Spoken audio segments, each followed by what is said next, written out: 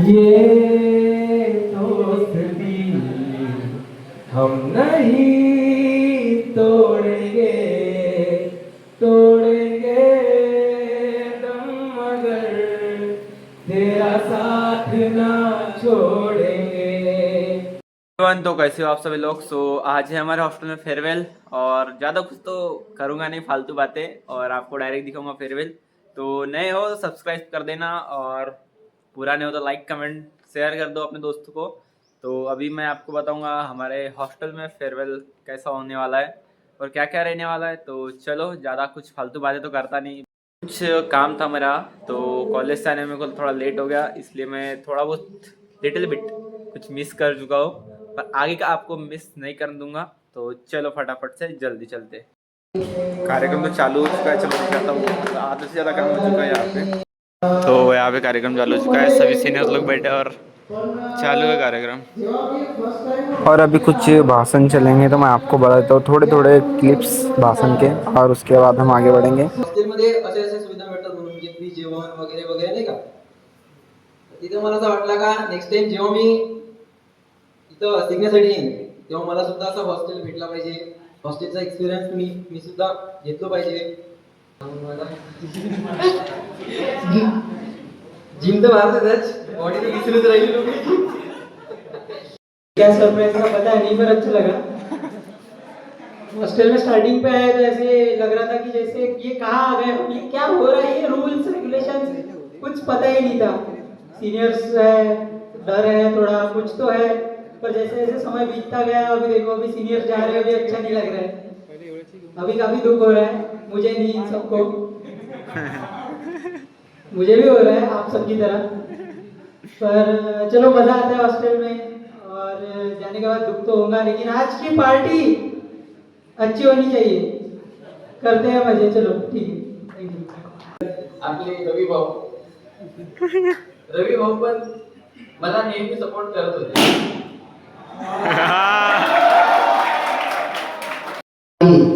वो दरियाई क्या जिसमें ना हो रुआनगी, जब जोश नहीं लल्ला तो किस काम की तेरी जवानी, किस काम की तेरी जवानी.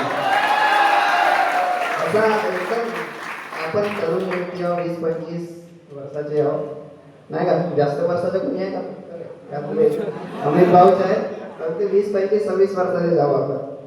असा जोश असायला पाहिजे नाही का. ते एकदा जोरदार भारतरत्न डॉक्टर बाबासाहेब आंबेडकरांचा जय असो. एकच साहेब बाबासाहेब, एकच साहेब बाबासाहेब, माता रमाई आंबेडकरांचा जय असो. एवढं बोलून की आपला अभ्यास करायचं आणि कॉलेज लायब्ररी एवढं. पण एवढे चांगले मित्र मिळाले हॉस्टेलवरती की लायब्ररी कमी झाली आणि रूम जास्त झाली. असं तसं तो बी वाशिमचा होता, मी पण वाशिमचाच होतो. तो म्हणजे त्यांना पोरीचं नाव सांगितलंय का, तो म्हणजे पोरीला ओळखतच का म्हणते. मी म्हटलं मी सांगून दिलं जे खरं होतं ते. म्हटलं हे एकदम भक्ती बेकार आहे म्हटलं. शिवाय किंवा एक टेन्शन वाटतील मला, मी बिना शिवायला बोलू नाही शकत. तर सांगितलं एकदम 2-3 फुटाचं असं तर बहुत गंदा गंदा सांगून दिला, जे होतं ते रिअल एकदम पुरं सांगितलं. भोपटी म्हणतो इकडे हिंटे असं तसं. मग त्याच्यानंतर त्याने एक शब्द बघला, ते शब्द ऐकून मला मी एकच गाणं वाचला फक्त सोबत मला त्यातलं मी दोन्ही थोडी गंगा मोय मोयना ना बे. तो शब्द होता ती पोरगी माझी बहीण आहे म्हणून. मी तर पुरा गंदा बोलून गेलो होतो पहिले. मेघराज बी होता तो दोस्त, पण आता नाही आहे दोस्ताला. क्रांतिकारी जय भीम. हॉस्टेल बद्दल सांगायचे झालं की मी याच्या आधी हॉस्टेलमध्ये राहिलो. ॲटिट्यूड बाई कचरा. आता पण हॉस्टेलमध्येच राहतो.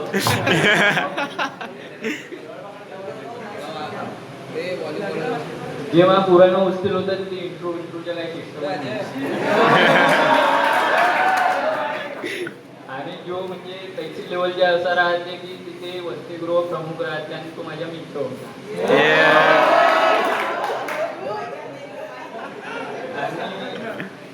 आणि त्याची म्हणजे फक्त चिल मारणं हे कामच झाले. आणि इथं आलो जेव्हा मी पहिल्याच दिवशी पाहता वय मी तर खर्रा घालतो, एक हप्ता खर्रा नाही घाललो एवढं.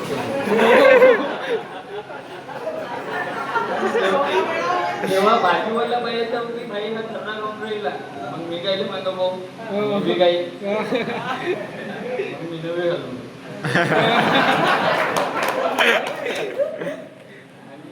बद्दल सांगायला गेलं तर मला पहिल्यांदा माहिती झालं तर कुणी त्याच्या बी ऑपरेशन करते भाऊ.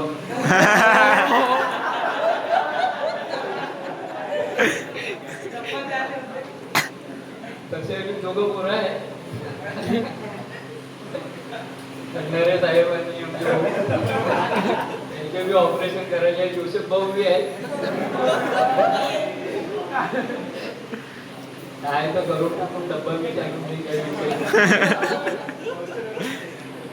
ठीक आहे.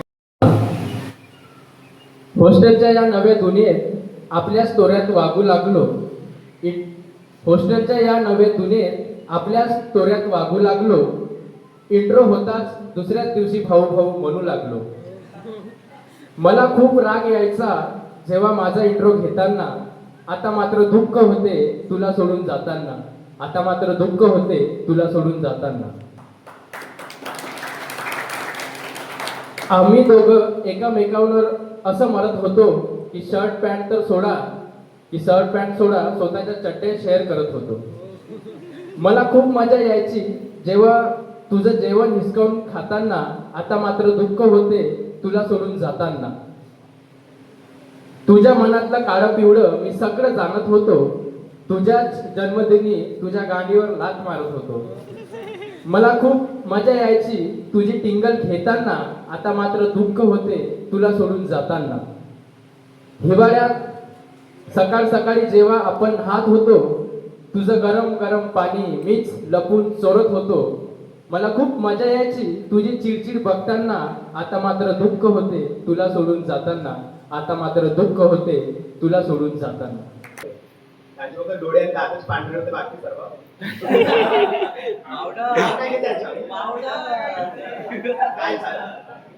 काय झालं की आम्ही त्यांच्यासोबत बोलायला गेलो. अथर्व बोलताना मी होतो. विचारलं की तुम्ही कुठे राहायचा भाऊ, असा तसा असा तसा. ते म्हटलं गोंदियाचे. नागपूरमध्ये कोणी म्हटलं की गोंदियाचा तुला प्रॉब्लेम झाला नाही, गोंदियाच्या भेटला कोणी एक आम्ही एलियन मध्ये कोणी धर्तीचा भेटला असं वाटतं. ठीक आहे, तो बघतोच होता अथर्व. काय कोणी काय समजलं नाही. मी तर वेळेला कन्व्हर्सेशन चालू केलं, भाऊ कुठे राहता गोंदिया गोंदिया म्हणतो असं वाढलो. तो राहायला झाला तर बोलतो भाऊ तुम्ही हिरो सारखे वाटता. काय म्हणते तेव्हा हाती खूप येत होती मला. कंट्रोल केलं आपण झाले. आम्ही रूम मध्ये आलो. काय म्हणताय कोणत्याही कोणत्या अँगल हिरो वाटते. त्याच्या हाईट आहे ना, कलर आहे ना, चेहरा आहे.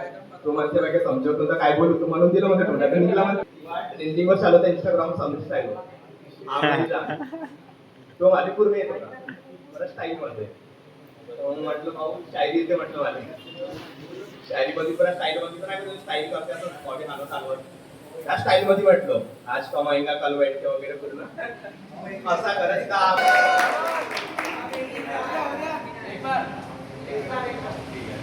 आठवण आहे आता मी मला म्हणून जातो आज कमाएगा कल बैठ के खाएगा. अपनी मेहनत पे भरोसा रहा, प्यार तो दोबारा हो जाएगा. आम्ही दिला. तर 12वीच्या नंतर घरून निघण्याचा पहिला प्रसंग म्हणजे माझी जेव्हा कॉलेजमध्ये ऍडमिशन झाली. मी तिकडे फ्लॅटवरच राहत होतो. त्यानंतर माझ्या घरचे वगैरे तिकडे प्रोग्रामसाठी आले होते. तर माझ्या मित्रांनी त्यांना सांगितलं की हॉस्टेलला फॉर्म भरलो म्हणून. त्यानंतर माझ्या घरचे माझ्या मागे लागले. बापू म्हणे तू फॉर्म भर म्हणे, तुला गाडी घेऊन देतो म्हणे. त्यासाठी मी गाडीसाठी फक्त फॉर्म भरला. बापू म्हणे गाडी कोणती पाहिजे. तर आमच्या घरी 2 गाड्या होते, एक R15 आणि एक हिरोंडा. तर बाप्पाजी म्हणला R15 पाहिजे. तर ठीक आहे म्हणे बापू, बस स्टॉपवर आणून देतो म्हणे, ऍडमिशन करून घेऊन नंतर तू घ्यायसाठी येऊन द्या म्हणे. म्हणलं ठीक आहे. ऍडमिशन वगैरे झाली, आपलं सामान वगैरे आणून ठेवलो मी. पप्पाजीने फोन केला गाडी घ्यायसाठी ये बापू. मला वाटला की R15 आली वा जमला का म्हणला. तिथं गेलो तर बाबा हे हिरो होंडा दिसली. त्याला पुरा स्कॅम झाला माझ्यासमोर. आता आपले ड्रेस बदलावासाठी मी कपडे घेऊन बाथरूम मध्ये गेलो. तर मग वापस बाथरूम मधून कपडे चेक करून आलो. तर मग अनिकेत भाऊ वासनिक आणि दीपक भाऊ मिश्रा मी माझे सिनियर होते. ते म्हणे बाबू तुका पोरगी बारकी होस का म्हणे. म्हणलो नाही भाऊ काय झाला. मग कपडे बदलासाठी बाथरूम मध्ये काम केलास मध्ये तर बाबा मला काय माहित नाही म्हणलो तेव्हा नाही का प्रत्येक शनिवारी मीटिंग राहत होती प्रत्येक शनिवारी आणि एक सरप्राईज मीटिंग ते कधी सांगत नव्हते ते तेव्हा पण होत होते कोणी मस्ती केला जास्त तर बिलकुल मीटिंग केली होती रात्री तर त्या दिवशी अंकितला सामोर बोलावला होता आणि त्याच्यावर एवढी फायरिंग केला जिकडून तिकडून मागावून सामोरून पुरी फायरिंग आणि तो रडायला लागला आता मला पहिला दिवस आई वडील पाठवून गेली पुरी पुरी त्याची जी चड्डी आहे ते वाढू टाकली होती मी त्याला म्हणलो बाबा म्हणला हे तुझी चड्डी जंग खाल्ली म्हणला पुरी हा चालला लागला प्रणव बहुत हसत होता बहुत तर मग अंकित ह्याला गरव तो म्हणे बे तू काय हसतात म्हणे तू भीती आहे म्हणे माझ्यावर उठाक बैठका मार म्हणे याला उठाका बैठका मारलं हा हसतच होता तरी म्हणे उठाका बैठका मारता मारता तू कसं हसून राहिलास म्हणे आई गरम झाला हा गेला ना आणलं स्टॉप तू बोलले कसा का म्हणलास म्हणे याच्या दोघांच्या वेगळा त्यानंतर तर मग पुरा बायकॉटच झाला होता हा ये दोस्ती हम नहीं तोड़ेंगे तोड़ेंगे दम मगर तेरा साथ ना छोड़ेंगे ये दोस्ती हम नहीं तोड़ेंगे तोड़ेंगे दम मगर तेरा साथ ना छोड़ेंगे मेरी जीत तेरी हार मेरी हार सुन ले मेरे यार तेरा गम मेरी जान तेरी जान ऐसा अपना प्यार जान पे भी खेलेंगे तेरे लिए ले लेंगे जान पे भी खेलेंगे तेरे लिए ले लेंगे सबसे दुश्मनी ये दोस्ती हम नहीं तोड़ेंगे तोड़ेंगे दम मगर तेरा साथ ना छोड़ेंगे तोड़ेंगे दम मगर तेरा साथ ना छोड़ेंगे दुनियाची उगवली सकाळ हो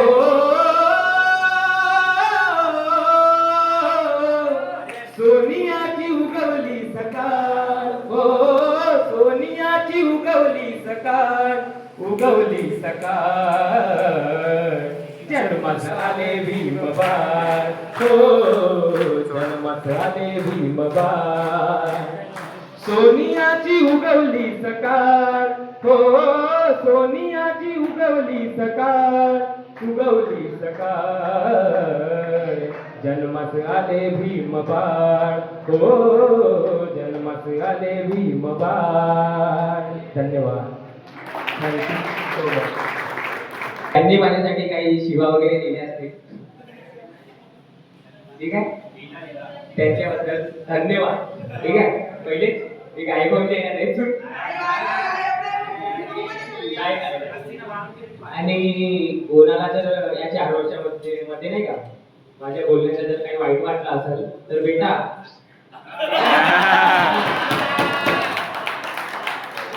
एक गाणं लास्ट ठीक है तेरे जैसा यार कहा ऐसा याराना याद करेगी दुनिया तेरा मेरा अफसाना तेरे जैसा यार कहा ऐसा याराना याद करेगी दुनिया तेरा मेरा अफसाना मेरी जिंदगी सवारी मुझको गले लगा के बैठा दिया फलक में मुझे खाक से उठा के मेरी जिंदगी सवारी मुझको गले लगा के बैठा दिया पलक पे मुझे खाक से उठा के तेरे जैसा यार कहा ऐसा याराना याद करेगी दुनिया तेरा मेरा अफसाना मेरी दिल की ये दुआएं कभी दूर तू न जाए तेरे बिना हो जीना वो दिन कभी ना आए मेरे दिल की ये दुआएं कभी दूर तू न जाए तेरे बिना हो जीना वो दिन कभी ना आए तेरे संग जीना यहाँ तेरे संग मर जाना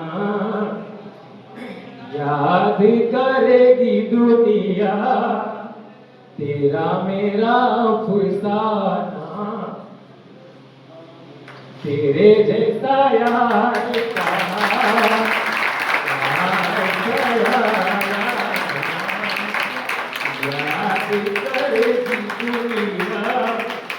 तेरा मेरा अफसाना थँक्यू आणि मी आता एवढीच माझी इच्छा आहे की जितके पण तिथे बसले आहेत ते काही ना काही इथून शिकून जा ठीक आहे तुम्हाला जे सिनियर वगैरे शिवाय देतात पण सारा त्यांच्यातून कुठं आता कसं कोणी गुस्सा पकडून ठेवत नाही जे पण तुमचं गांडी मारलं त्यांनी ती कामं राहते गोमत तुमच्या चांगल्यासाठी गोमत तर त्यांच्या ऐकत वगैरे जा गोळी गोळी सांगतो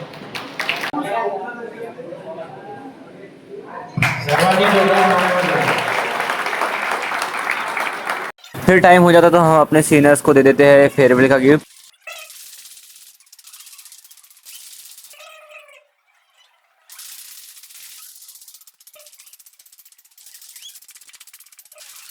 नेक्स्ट पार्ट देखने के लिए सब्सक्राइब करें और लाइक कमेंट शेयर नहीं रुकना चाहिए गाइज।